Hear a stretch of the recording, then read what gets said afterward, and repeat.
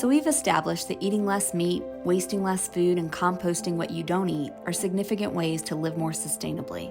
But if you're not quite ready to give up your pork chops, there are still some things you can do to whip up a more sustainable kitchen. Studies show that the average adult spends about an hour a day in their kitchen, so it's a great place to take action. There are a few swaps you can make now to eliminate plastic and cut down on single-use products. They're definitely less significant than habits around eating well, but they're also much easier to make. Here are 10 of the small swaps that I've made in my own kitchen, roughly in order from, why didn't I start doing that long ago? Easy. To, babe, I have an idea I want us to consider. Takes a little bit more work. Number 1, silicone baking mats. This one definitely falls into the I wish I'd done it long ago category. Several family and friends that I've convinced to make the switch feel the same.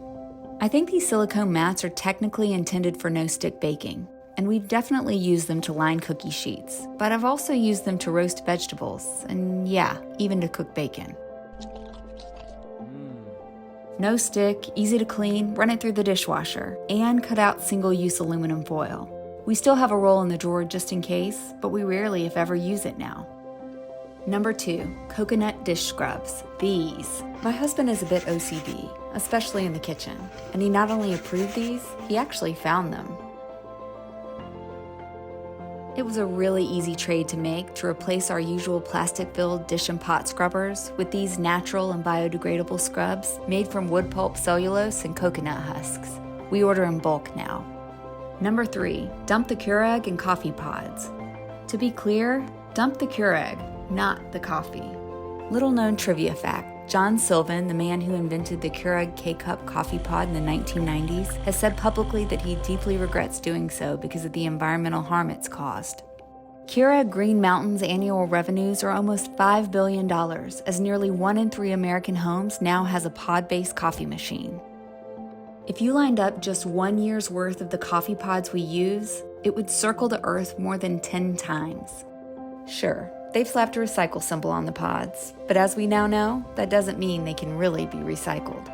To recycle coffee pods, you have to separate all of the components before putting it in your recycling bin, which, let's face it, very few people do.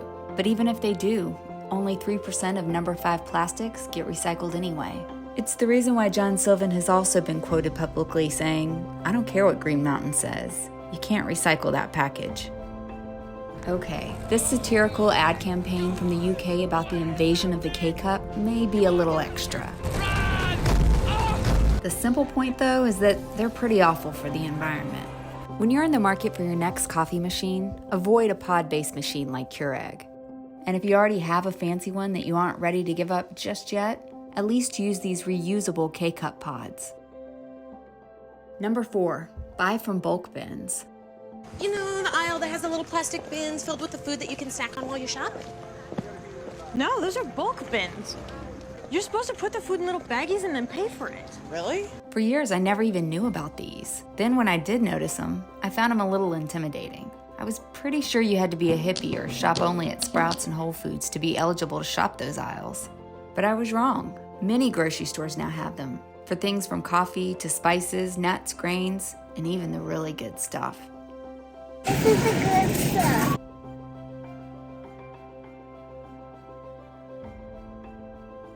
Using those bins reduces the plastic packaging that they usually come in. One study found that shopping the bulk aisle not only reduces plastic waste, it prevents up to 240 million pounds of foil waste from coffee packaging a year.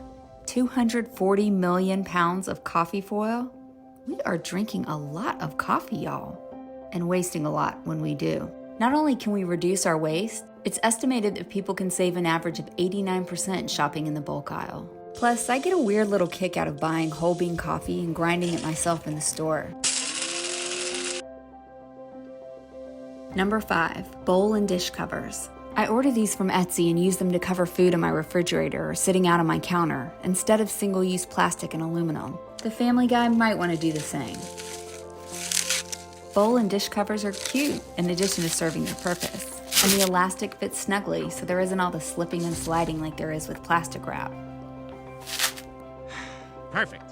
And when they need to be cleaned, I just throw them in the washing machine. I also gave beeswax wraps a try. They're another way to reduce single-use plastic in your kitchen. They were okay. I'm gonna give them another go sometime soon, and maybe you'll have better luck. Number 6, reusable sandwich and snack bags. My mom gave me this hand towel as a gift, and when she gave it to me, I felt understood. Is there anyone else out there who hears, "Can I have a snack?" on repeat throughout the day? Even if you're the snack monster and it's on repeat in your own head? Well, these little reusable bags are a simple alternative to one-time use plastic Ziploc bags. Pack about 17,006 of them with goldfish or grapes and a bunch of other snacks to feed those snack monsters, whoever they are. And when you need to, just throw them in the washing machine alongside your dish and bowl covers. Number 7, non-plastic trash bags. It's hard for even organic matter to biodegrade in the landfill. Why make it even harder by wrapping it in plastic that doesn't? Years ago, we exchanged our hefty garbage bags for these Etsis plant-based biodegradable bags. They're strong enough and better for the environment. Number 8, unpaper towels. This one right here fell squarely into the required some work on my husband category. But damn, I have a good husband. Here's the thing. I've been known to plow through a full roll of paper towels in just one obsessive kitchen cleaning tear. And I'm known to go on obsessive kitchen cleaning tears often. So basically, I'm responsible for Amazon deforestation up to this point. But not anymore.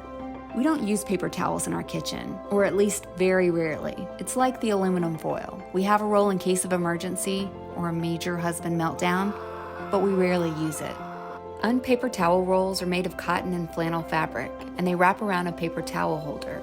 We use them just like you would regular paper towels, but they're reusable, so we don't throw them out after a single use. You wash them and you use them over and over to clean spills and messes. And I've found that they do a much better job cleaning because they're so much more absorbent and durable. Not to mention that it saves all the confusing math of paper towels. 6 is 12, but 6 of these rolls is 9 of those.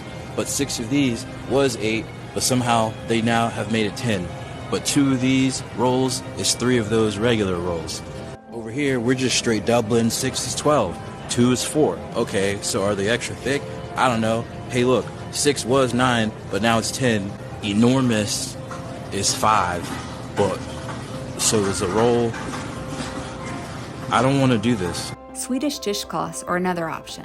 It's estimated that a single dishcloth can replace up to 15 rolls of paper towels. Swedish dishcloths and IKEA, those Swedes are clever. In addition to being more sustainable, they're wildly absorbent and dry super quickly, which discourages bacteria growth and keeps your kitchen cleaner than ever. Number 9, cloth napkins. Same concept. Reusable, more durable, saves you money, and also looks prettier at your next family dinner. And finally, number 10, cloth produce bags or none at all. This one's last, not because it was especially hard. In fact, it was one of the easiest. But it may be hard to convince some folks. The truth is that I don't even use produce bags at all. I just put my produce loose right on that checkout conveyor belt and into my reusable bag. Like you may be, there are some folks who are mildly mortified when I do this at the grocery store. Calm down, I'm gonna wash the produce when I get home. But if you're someone with a look of horror on your face right now, get a reusable produce bag and you can still skip the plastic. I mean, come on y'all. Becoming a vegan is hard. Replacing wasteful, unsustainable plastic and single-use products in your kitchen with more sustainable ones? Not so much. So, chop chop and start whipping up a more sustainable kitchen today.